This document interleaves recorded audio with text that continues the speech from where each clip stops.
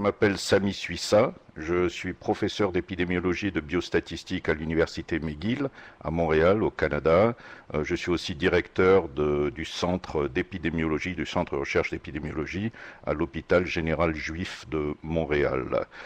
Je suis spécialisé, ma spécialité donc c'est la pharmacoépidémiologie, donc l'épidémiologie appliquée aux médicaments, et on va parler aujourd'hui de certains biais qu'on trouve dans ces études épidémiologiques qui sont assez particuliers aux médicaments. On a ici un essai randomisé qui a été publié il y a maintenant 2 ans dans le New England Journal of Medicine, et lorsqu'on regarde le titre, on voit quelque chose d'assez frappant. C'est qu'on évalue une statine, le simvastatine, dans le traitement ce que vous appelez en France les BPCO, donc les bronchopathies chroniques obstructives, COPD en anglais.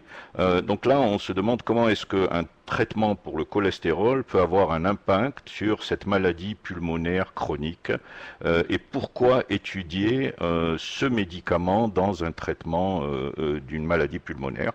Et en fait, lorsqu'on voit le background, l'introduction de l'étude, on voit en fait que ce sont des études rétrospectives qui ont montré que les statines diminuaient le taux d'exacerbation, le taux d'hospitalisation et la mortalité chez des patients avec les BPCO, donc cette maladie COPD en anglais.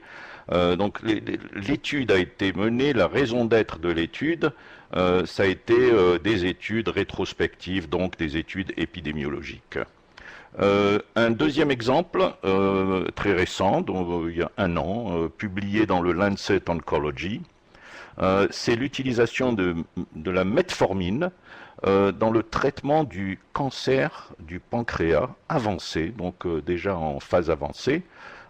Et là encore, on peut se demander, mais d'où vient cette hypothèse que ce traitement pour le diabète, la metformine, en fait un traitement de première ligne pour le diabète, peut avoir un impact comme traitement d'un cancer comme celui du pancréas et en plus avancé.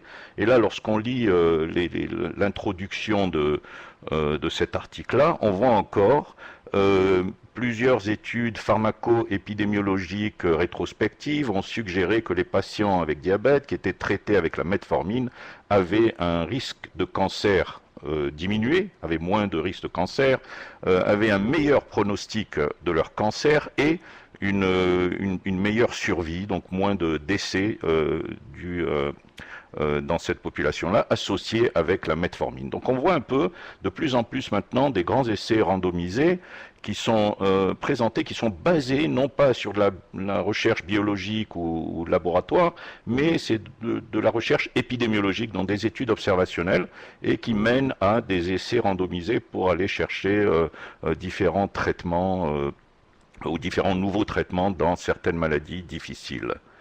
Alors, ce que je vais faire aujourd'hui, c'est vous introduire, vous parler de 2 biais qui sont importants en pharmacoépidémiologie.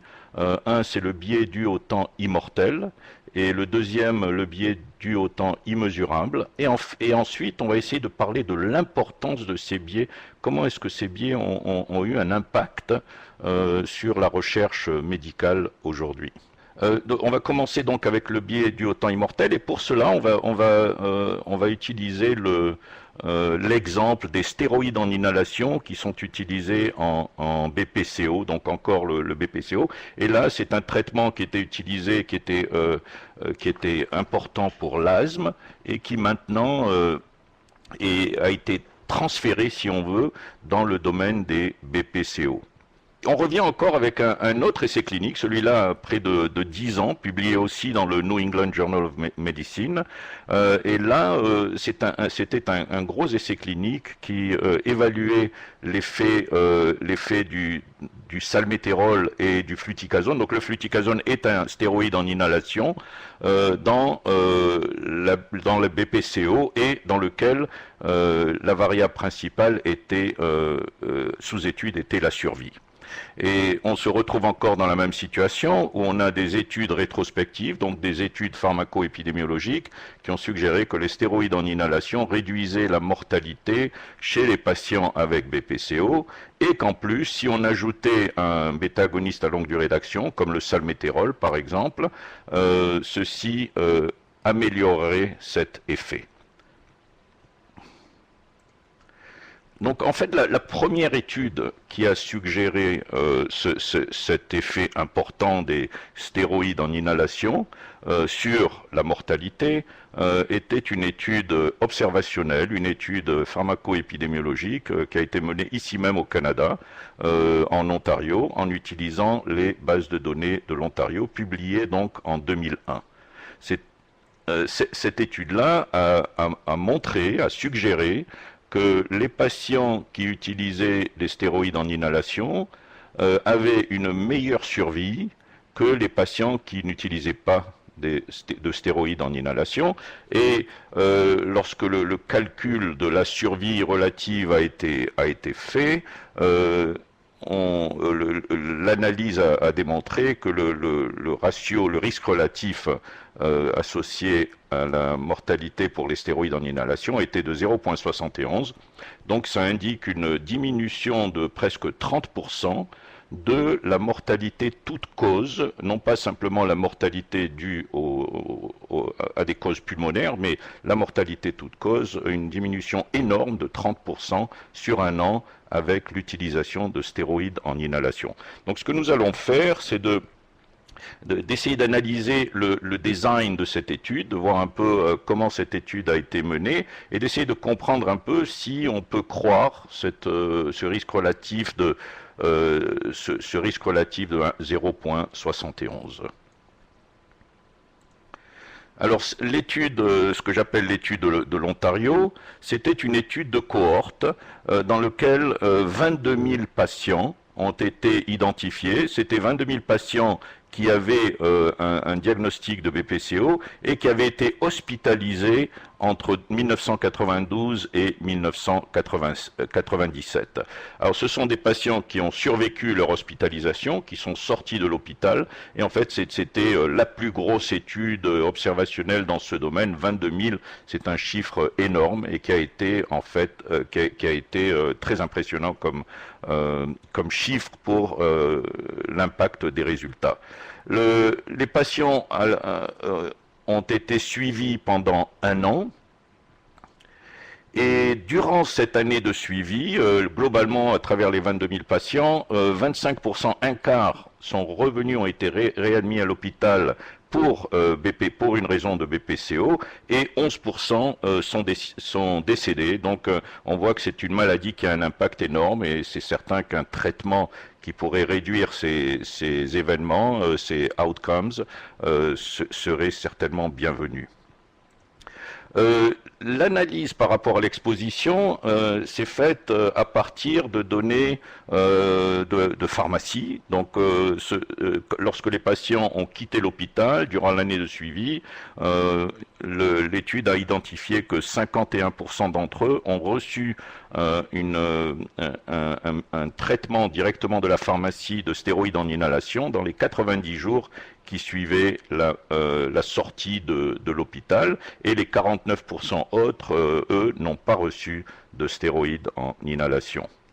L'analyse statistique s'est faite un peu pour essayer de ressembler à un essai randomisé. Donc c'était une analyse intent to treat, intention de traiter. Donc on ne regardait pas le changement de traitement dans le temps, c'est d'après le traitement initial, on faisait cette analyse-là, et les auteurs ont utilisé le modèle de Cox pour essayer d'estimer le risque relatif, en ajustant évidemment pour toutes les covariables qui indiqueraient le niveau de sévérité de ces patients-là, qui étaient tous sévères au départ parce qu'ils avaient tous été déjà hospitalisés pour un POC.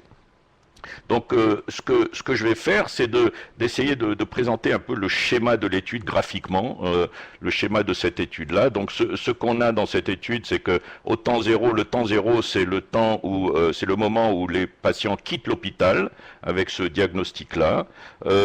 365 jours, c'est le nombre de jours de suivi pour ces patients-là. Et là, les cercles ici représentent les décès, donc les patients qui sont décédés, d'autres patients qui, eux, ne sont pas décédés. Ce qu'on voit aussi, c'est qu'on a cette ligne jaune à 90 jours, et cette ligne jaune est déterminante parce qu'en fait, c'est la ligne qui va déterminer si vous êtes exposé ou pas. Alors lorsqu'on on ajoute l'exposition, on a ici des patients qui, eux, à la pharmacie ont reçu une prescription de stéroïdes en inhalation, donc on en a 3 ici, et ils l'ont reçu dans les 90 jours, donc ils sont définis comme étant exposés par la définition de l'étude. Donc ça, ce sont nos patients exposés, les autres qui n'en ont pas reçu sont les patients non exposés. On va essayer de regarder ça d'un peu plus, de façon un peu plus proche. On prend deux patients typiques, mais qui eux sont décédés. Donc 2 patients parmi les 11% de décès. On a 2 patients typiques qui sont décédés. Et le suivi encore du temps zéro jusqu'au moment du décès, dans ce cas-là, à l'intérieur de la première année de suivi. Si le patient a reçu une prescription pour un stéroïde en inhalation, comme ce premier patient en haut, ici, il va être appelé exposé, d'après la définition de l'étude, si cette prescription a eu lieu dans les 90 premiers jours. Les patients qui, eux, n'ont pas reçu de prescription, donc comme le patient ici en bas, ces patients-là vont être appelés des non-utilisateurs de stéroïdes en inhalation. Donc nous avons une comparaison, environ 11 000 patients qui sont des non-utilisateurs, qui vont être comparés à 11 000 patients qui sont appelés utilisateurs de stéroïdes en inhalation. Le problème qu'il y a dans cette approche-là, c'est qu'en fait, les patients ces patients qui sont utilisateurs, on a un problème ici au niveau de la ligne rouge. Cette ligne rouge, en fait, c'est une ligne qui est problématique pour 2 raisons. Et on va voir ça. La première, c'est que ce temps, c'est un temps qu'on appelle en épidémiologie un temps immortel. C'est un temps immortel parce que nécessairement le patient, pour avoir reçu cette prescription-là, devait être vivant au moment de la visite à la pharmacie. Donc clairement, le temps ici ne va jamais terminer avec un événement de décès. En fait, s'il y avait eu un décès durant cette période-là, le patient serait ici en bas. Et la deuxième problème avec cette période-là, c'est qu'en fait, la période, le patient n'est pas exposé durant ce temps-là. L'exposition, elle commence là, donc le patient est exposé à partir de là, et cette période-là n'est pas une période exposée. Donc c'est certain que si on compare la durée de suivi de ces patients-là à la durée de suivi ici, on va retrouver que ces patients vont avoir une durée de survie plus longue, certainement parce qu'ils ont cette période garantie immortelle de survie qui est définie par l'exposition. Et donc, en fait, cette analyse-là d'utilisation versus non-utilisation va mener au biais dû au temps immortel. C'est en fait un biais qui est causé par la classification comme exposée de cette période immortelle quand elle devrait être en fait classifiée comme non exposée. En fait, nous connaissons en épidémiologie des façons très simples de régler ça. Il faut simplement utiliser des analyses dépendantes du temps. Et là, la seule chose à faire, en fait, c'est de dire cette période qui, elle, n'est pas exposée, devrait être comptée parmi les non-utilisateurs. Donc pas le patient, mais la période elle-même devrait être comptée parmi les non-utilisateurs.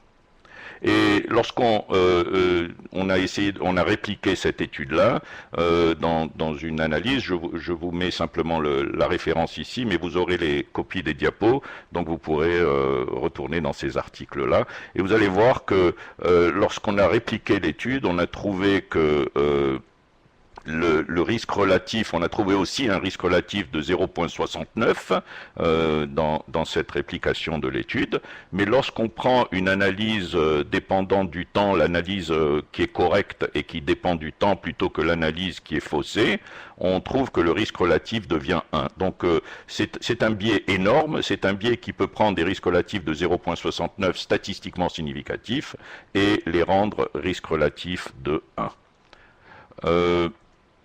Et il y a plusieurs études qui ont répliqué ce biais-là. Je vous les mets ici simplement comme référence, toujours dans le même domaine. Et lorsqu'on revient à l'essai randomisé qui a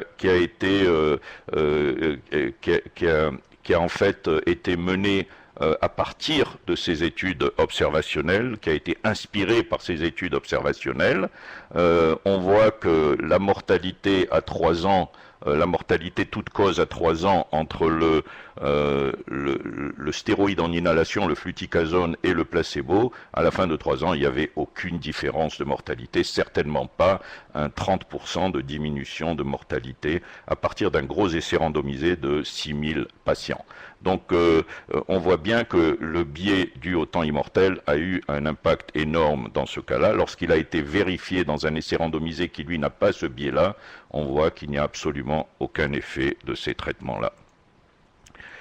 Un exemple rapide, on revient à l'exemple de la metformine et le cancer. Il y a eu encore, je vous laisse ça comme référence pour ceux qui sont intéressés dans le domaine du cancer et du diabète. Nous avons évalué un grand nombre d'études observationnelles qui avaient été menées et on voit ici que dans la liste de ces études qui ont évalué si la metformine est associée au cancer ou à la mortalité, un grand nombre de ces études avaient été sujettes au biais dû au temps immortel. Donc ça, c'est une liste de ces études-là. Mais la raison pour laquelle je vous montre ça, c'est qu'il y a un exemple numérique qu'on peut avoir à partir de là, dans l'étude de Lai. L'étude de Lai a démontré, a suggéré que l'utilisation de la metformine pouvait réduire l'incidence du cancer du poumon par environ 50%. C'est énorme, en fait. C'est un impact énormément important. Et la question, c'est est-ce qu'il est vrai cet impact-là? Donc, ce qu'on a, c'est qu'on a les données de cette étude-là qui sont présentées dans des tableaux. Et ce qu'on voit, c'est que dans le groupe metformine de cette analyse-là, donc ça c'est l'analyse qui ne prend pas en compte le biais dont on a parlé. On a 96 cas de cancer du poumon, 94 000 personnes années. Le taux est de 10 par 10 000 par année. Chez les non-utilisateurs de metformine, le taux est de 23, donc le risque relatif brut est de 0,44. Donc ça, c'est ce qui est présenté par les auteurs. Eux, évidemment, ont ajusté pour d'autres facteurs. Mais en fait, ce qu'on voit ici, c'est qu'il y a quand même une période de temps importante dans laquelle, avant que les patients reçoivent la metformine, les patients n'étaient pas exposés à la metformine. C'est un temps immortel dans lequel il n'y a aucun cas de cancer. Et lorsqu'on prend ce temps en considération dans l'analyse en dessous, qui prend le temps en considération, en fait, dans cette analyse-là, ce qu'on dit, c'est que ces 16 000 années, donc ces 16 000 personnes années correspondent à cette ligne rouge qu'on avait dans le graphique précédent, devraient être placées dans l'autre catégorie parce que les patients ne sont pas encore exposés. C'est une période avant le début de la première prescription de metformine. Donc en fait, ces 16 000 personnes années devraient aller dans ce groupe-là, le groupe de non-utilisateurs. Et lorsqu'on fait ça, le risque relatif change totalement. En fait, c'est le risque dans le groupe non exposé va de 23 à 10 et le risque relatif va à 1,16. Donc on voit un peu l'impact énorme de classifier ces personnes années comme exposées à metformine, quand en fait ça devrait être classifié comme non exposé. Donc c'est un dénominateur qui est faussé. Il y a des alternatives qui ont été présentées dans ce contexte-là. Par exemple, le schéma que nous avions. Dans le schéma que nous avions, encore, on peut prendre l'exemple des stéroïdes en inhalation, utilisateur versus non utilisateur, temps zéro. Et ce qui a été proposé, c'est de dire, étant donné que ce temps-là est immortel, on va changer le temps zéro et le moment zéro, le moment du suivi, va commencer à la première prescription de stéroïdes en inhalation. Donc finalement, ce que les auteurs font, c'est d'exclure cette période-là, mais en excluant cette période-là, en fait, on introduit un biais encore, le biais dû au temps immortel, non pas en classifiant ce biais-là, ce temps-là, mais plutôt en l'excluant. En fait, ce temps-là, plutôt que de l'exclure, il devrait toujours être inclus dans le groupe de stéroïdes, de non-utilisateurs de stéroïdes dans ce cas-là. Et j'ai une illustration ici de ce que ce biais peut faire. En fait, on l'appelle unaccounted immortal time, donc du temps immortel qui n'est pas compté ou qui est exclu, et on voit ça dans plusieurs études. L'impact de ça est que, par exemple, on peut avoir un risque relatif dans lequel on a exclu le temps immortel, un risque relatif de 0,66, et simplement en l'incluant dans la bonne catégorie de non-utilisateurs, le risque relatif de 0,66 devient 0,94, et ça c'est décrit dans cette étude-là. Alors pour ceux qui sont intéressés, j'ai quelques articles qui décrivent les fondements de ce biais-là. Je ne vais pas aller en profondeur, mais il y a des graphiques qui expliquent la grandeur que ce biais peut avoir. Ce biais peut être énorme. En fait, on peut avoir des effets de doublement et de triplement de risque relatif simplement en incluant ce biais-là. Donc, pour ceux qui sont intéressés, vous pouvez retourner à l'article et il y a une description avec l'importance, si on veut, du biais par rapport au temps immortel qui est inclus dans l'étude. Là, je veux parler du temps immesurable, du biais dû au temps immesurable. Donc, on va prendre un exemple des statines. Là, on a une étude cas témoin qui a étudié l'effet de plusieurs médicaments cardiovasculaires sur le décès chez des patients qui avaient des maladies cardiaques ischémiques. Ici, on a une étude, c'est une étude cas témoin dans laquelle il y a 2200 cas, donc ce sont des décès, des patients qui sont décédés. Tout le monde a une maladie cardiaque ischémique, et les témoins sont pris parmi ces patients qui ont cette maladie, mais qui ne sont pas décédés, donc 9000 témoins. Et ce que les auteurs ont regardé, c'est quels médicaments les patients prenaient au moment de cette sélection, soit un cas, soit un témoin, et ils ont été évalués de cette façon-là, 4 médicaments différents. Par exemple, les statines ont été associées à une réduction d'environ 50% de décès, et la combinaison de statine, aspirine et bêta-bloqueur est associée à une diminution de 83% de décès parmi ces patients-là. Donc c'est énorme, une réduction de 83% de la mortalité est énorme. C'est une étude cas témoin, donc il n'y a pas ce biais dû au temps immortel. Est-ce que c'est possible qu'il y ait un autre type de biais dans ce cas-là ? Si vous êtes intéressé, en fait, les méta-analyses, si on est intéressé à l'impact des statines, les méta-analyses de gros essais randomisés ont démontré qu'il y a environ des diminutions d'environ 7 à 12% du décès, mais certainement pas 50% ou 80%. Tandis qu'ici, l'étude cas témoin, elle, a montré une réduction d'environ 50% pour les statines seulement et 83% si vous additionnez de l'aspirine et des bêta-bloqueurs. Donc clairement, il y a quelque chose qui ne va pas entre les données des essais randomisés et les données de l'étude cas témoin. Là, j'ai présenté le biais, ce dont on va parler, le biais dû au temps immesurable. Alors, donc, dans une étude cas témoin dans laquelle on a des patients malades, donc ici les patients ont tous une maladie cardiaque ischémique, des maladies comme l'insuffisance cardiaque, les BPCO aussi, donc des maladies qui mènent beaucoup au décès, qui sont fatales. On peut donc faire une étude cas témoin dans laquelle les cas sont le décès, et puis c'est l'exemple qu'on a vu là précédemment, et les témoins font partie de cette population-là malade, mais qui ne décèdent pas. Ce qu'on retrouve de particulier en pharmacoépidémiologie, dans l'utilisation des bases de données informatisées qui sont utilisées fréquemment dans ce domaine-là, c'est de regarder l'exposition à partir de prescription. Donc ce patient-là a reçu une prescription de statine, par exemple, dans les 30 jours avant d'être choisi comme témoin.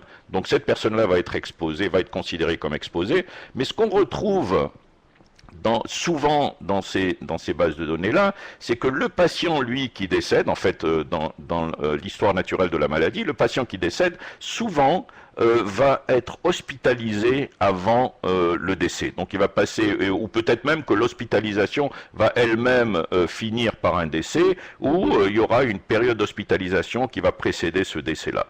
Le problème avec les bases de données, c'est qu'en fait, durant cette hospitalisation-là, nous n'avons pas l'information sur les prescriptions que ce patient a reçues. Donc ici, on a des prescriptions parce qu'elles sont reçues dans la communauté, dans des pharmacies de communauté, et c'est de là que viennent les données de prescription, tandis que les prescriptions qui sont données à l'hôpital, ces bases de données, généralement, n'ont pas cette information-là. Donc, étant donné que le patient est hospitalisé, on va penser que le patient n'est pas exposé. Il est possiblement exposé, mais le fait qu'il est hospitalisé, on n'a pas d'informations sur la prescription et on va le considérer, on va le classifier comme non exposé, même s'il a été exposé. Donc, comme illustration, je vais vous présenter une base de données de la Saskatchewan sur des patients BPCO et on va encore regarder les stéroïdes en inhalation. Mais dans ce cas-là, on va prendre ces patients-là qui ont tous été hospitalisés pour BPCO et on veut regarder qui est décédé. Donc 1300 de ces patients-là sont décédés durant le suivi et ils ont été appariés à 1300 témoins qui sont matchés ou appariés sur le temps. Là, l'exposition qui nous intéresse, c'est les stéroïdes en inhalation, une prescription reçue dans la pharmacie, dans la communauté, dans les 30 jours qui précèdent la date index. Et évidemment, l'analyse va être faite de deux façons. Un, c'est sans considérer le temps immesurable, et deuxièmement, en considérant ce temps immesurable. Parce qu'on a donc pu rentrer dans les données et voir un peu qui était hospitalisé et qui n'était pas hospitalisé. Ce qu'on voit, c'est que donc on a 13 000 cas de décès et on a 1300 cas de décès, 1300 témoins qui sont appariés, mais ce qu'on voit, c'est que les 1300 sujets qui sont décédés avaient passé en moyenne 11 jours à l'hôpital dans les 30 jours qui précédaient le décès. Donc une moyenne de 11 jours ici, un tiers du temps du 30 jours précédent était passé à l'hôpital, tandis que chez les témoins, c'était seulement 2 jours. Lorsqu'on regarde ceci par l'exposition en ayant reçu une prescription comme pour stéroïdes en inhalation dans les 30 jours, on voit en fait que la moyenne de temps passé à l'hôpital est de 12 jours pour ceux qui n'ont pas reçu de prescription et 6,6 jours pour ceux qui ont reçu une prescription. Donc cet écart-là va engendrer un biais important et on va voir un peu la grandeur de ce biais-là. Tandis que les patients, les témoins, eux, ont passé une très petite partie des 30 jours en moyenne à l'hôpital. Et le temps passé à l'hôpital, ici et là en fait, est un temps immesurable parce que, étant à l'hôpital, on ne peut pas recevoir des prescriptions de stéroïdes en inhalation dans la communauté et les données pour cette étude-là proviennent des pharmacies de communauté pour l'exposition. Donc nous avons donc répliqué l'analyse et ce que nous avons fait, c'est de simplement ne pas considérer l'hospitalisation et de dire qui a reçu une prescription, oui ou non. Donc chez les cas et chez les témoins, qui a reçu une prescription de stéroïdes en inhalation dans les derniers 30 jours. Donc c'est un peu ce que l'étude statine a fait.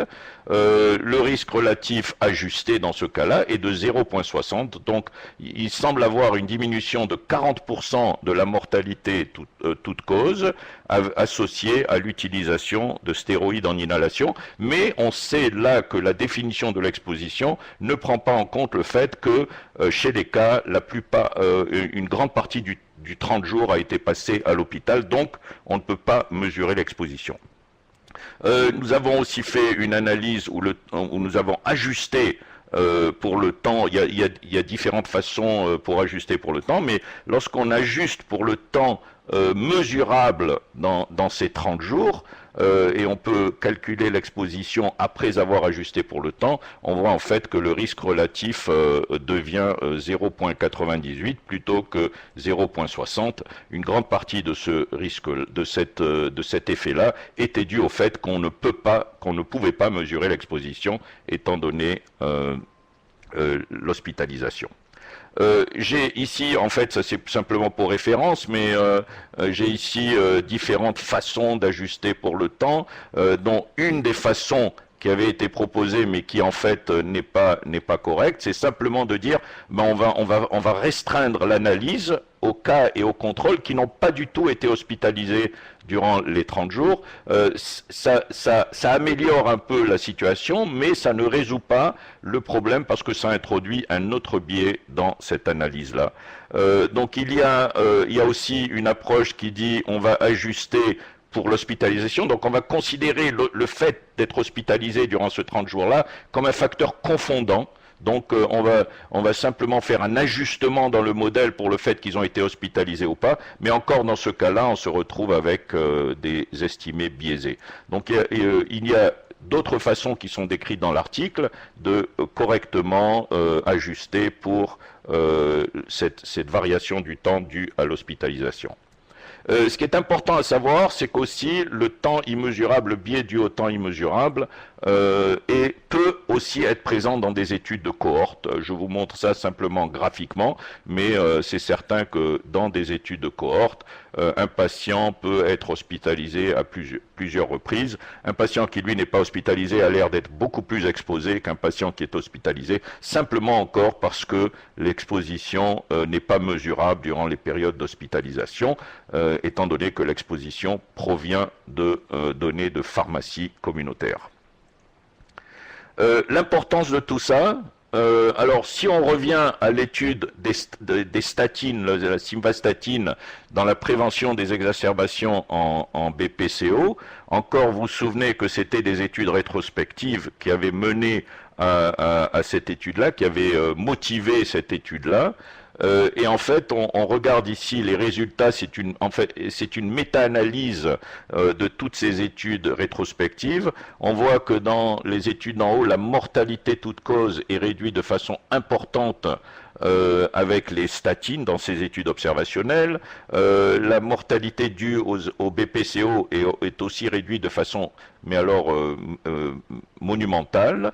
Les hospitalisations, les exacerbations et les intubations. Donc on voit ici que c'était il y avait une motivation très importante à étudier le rôle des statines dans un essai randomisé parce que ces études montraient des effets très très importants de réduire des événements importants, majeurs en BPCO. Alors qu'est-ce que l'étude a trouvé en fait? L'étude a trouvé que le simvastatine, dans cet essai randomisé simvastatine versus placebo, n'a montré absolument aucun effet sur les exacerbations. Les exacerbations sont ici en bas. On voit que les études observationnelles avaient suggéré des effets énormes, tandis que l'essai randomisé a montré absolument rien. Et en fait, la conclusion, c'est que ces études-là étaient des études biaisées, soit biaisées dues au temps immortel ou temps immesurable. Et ça, c'est ce qui a été rapporté dans une lettre à l'éditeur qui parlait de cet article-là, dans lequel on a décrit encore ce biais-là, et de dire que les études rétrospectives sur lesquelles était inspiré cet essai randomisé étaient faussées. La metformine et le cancer du pancréas, comme je vous ai déjà montré plus tôt, ce qui a d'importance en termes de l'importance de tout ça, c'est que dans l'introduction, on apprend qu'il y a plus de 100 essais cliniques qui sont menés aujourd'hui pour évaluer l'effet de la metformine sur différents cancers, pour le traitement de différents cancers. C'est un chiffre énorme, ces 100 essais cliniques-là, et ces 100 essais cliniques sont encore basés sur ces études rétrospectives pharmaco-épidémiologiques qu'on a déjà vues et qui sont toutes biaisées avec ce biais dû au temps immortel. si vous êtes intéressé aux résultats de cette étude sur le cancer du pancréas, on voit bien ici que la metformine ne fait absolument rien à changer ou à traiter cette maladie du cancer du pancréas sur les 36 mois de cette étude-là, de cet essai randomisé. Eh ben, j'ai terminé ma présentation. Je vous remercie.